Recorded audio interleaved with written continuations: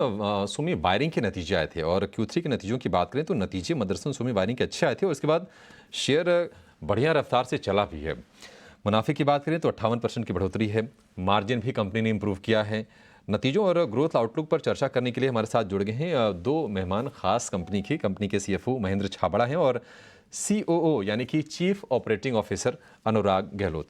महेंद्र जी और अनुराग जी, आप दोनों का बहुत शुक्रिया, स्वागत है टीनो स्वदेश पर। गहलोत जी, सवाल पहला आपसे होगा। बेहतरीन नंबर और उन नंबर्स को बाजार भी सल्यूट कर रहा है। आप सर ये बताइए कि इतनी अच्छी ग्रोथ आई कैसे?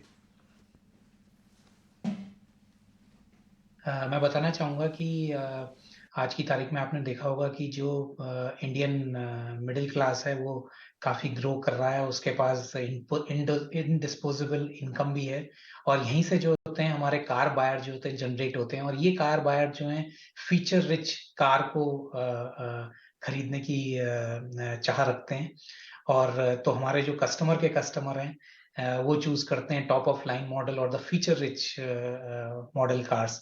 तो उसकी वजह से क्या होता है कि थोड़ा अपग्रेड हो जाता है और इसका मतलब ये होता है कि कंटेंट जो हमारी वायरिंग हार्नेस का कंटेंट है वो बढ़ जाता है, which is very good for अस।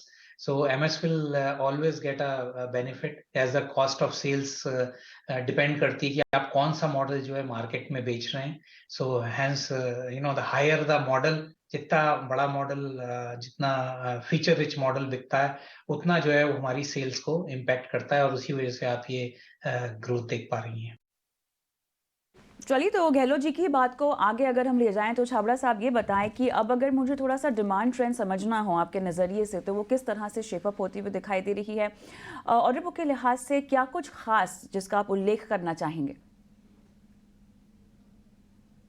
जहाँ तक ग्रोथ की बात है, जैसे अनुराग जी ने बोला कि ग्रोथ हमारी Q3 में काफी अच्छी ग्रोथ थी और उसके दो मेन कारण थे। एक तो इंडस्ट्री में भी अच्छी ग्रोथ थी और हमारा जो कंटेंट है वो पर व्हीकल वो भी ज्यादा हो गया, क्योंकि जो मार्केट में डिमांड है वो हाई एंड गाड़ियों की जो जो फीचर है उनकी डिमांड बहुत ज्यादा है। ये दोनों फैक्टर, इंडस्ट्री की ग्रोथ और कंटेंट पर व्हीकल, इन दोनों को मिला के हमारी डिमांड, हमारी जो रेवेन्यू था उसमें काफी अच्छी ग्रोथ दिखी हमें।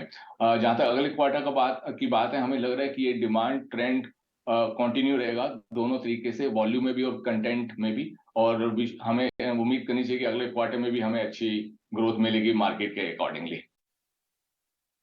ठीक है। अनुराग जी, जरा ये बताइए आप कि आपने नई क्षमता भी जोड़ी है, तो यूटिलाइजेशन कैपेसिटी अभी किस लेवल पर है और आगे अगर हम क्षमता विस्तार की बात करें तो किस तरह का कैपेक्स करने जा रहे हैं?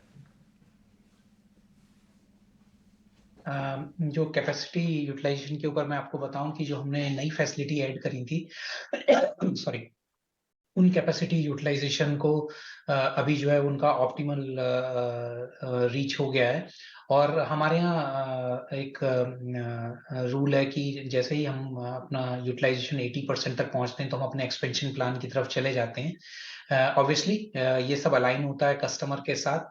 तो आप देखेंगे कि कुछ ओईएम्स ने ऑलरेडी अनाउंस भी कर दिया है और हम लोगों ने भी अपने आप को उनसे अलाइन करके हमारी भी एक्सपेंशन की प्लानिंग उसी तरह से है। इस साल के अंदर हमारा कैपेक्स 125 प्लस माइनस करोड़ के आसपास रहेगा और अगला जो साल रहेगा वो भी इसी नंबर या इससे थोड़ा सा ऊपर रहेगा, aligning to the customer expansion plans.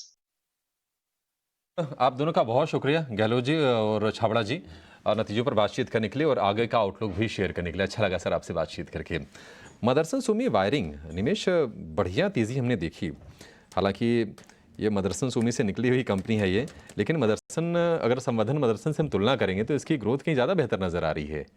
किस तरह से आप देख रहे हैं और शेयर धारकों के लिए आपकी सलाह क्या होगी? क्योंकि अगर हम पिछले 2-3 सत्र की चाल देखें तो बहुत अच्छी रफ्तार से चला शेयर ये। देखिए, कहीं ना कहीं कंपनी के जो वैल्यूएशन मैट्रिक्स है वो काफ़ी बेहतरीन है।